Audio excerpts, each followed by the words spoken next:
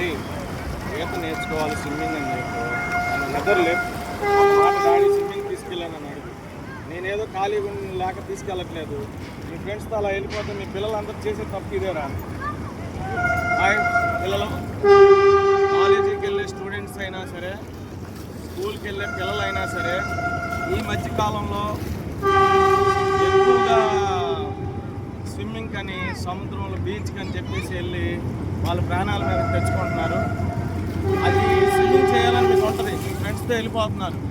అప్పుడు ఏమవుతుందంటే మీ ఫ్రెండ్స్ అలా ఆటల్లో పడిపోయి లోతు అది పట్టించుకోకుండా వెళ్ళిపోతున్నారు. దీనివల్ల మీ తల్లిదండ్రులు కానీ పెద్దవాళ్ళు కానీ వాళ్ళు అనుభవించేది ఎంత అంత కాదన్నా. అందుకని మీరు కొంచెం అర్థం చేసుకోండి. ఎంజాయ్మెంట్ చేయాలి, కానీ మనం ఏం కోల్పోతున్నాం అనేది మీకు ఏదైనా అయితే మీ పిల్లలు మీ తల్లిదండ్రులు కోలుకోలేరు. అందుచేతన స్విమ్మింగ్కి వెళ్ళే వాళ్ళు ముఖ్యంగా కొన్ని చిట్కాలు ఉంటాయి, అవి తెలుసుకొని వెళ్ళండి. లేకపోతే పేరెంట్స్ని తీసుకొని ఎంజాయ్ చేసి రండి. లేదు అంటే లోతు లేని ప్రాంతంలోకి వెళ్ళి స్విమ్మింగ్ చేసి రండి. ఇలా మాత్రం చెయ్యొద్దు దయచేసి.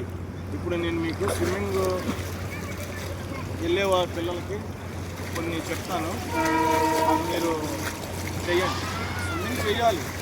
మీ దగ్గరలో ఉన్న స్విమ్మింగ్ వెళ్ళి అక్కడ నేర్చుకొని అప్పుడు వెళ్ళండి. మీరు డైరెక్ట్గా వెళ్ళిపోయి లోతు ఉందని చెప్పి దిగిపోయి వాడుకని వీడని ఆడు తర్వాత జరిగిన నష్టాన్ని పోర్చలేము. కాబట్టి దయచేసి అలా చేయకండి. ఇప్పుడు మీకైతే స్విమ్మింగ్ ఎలా చేయాలో నేను చూపిస్తాను. ఓకే.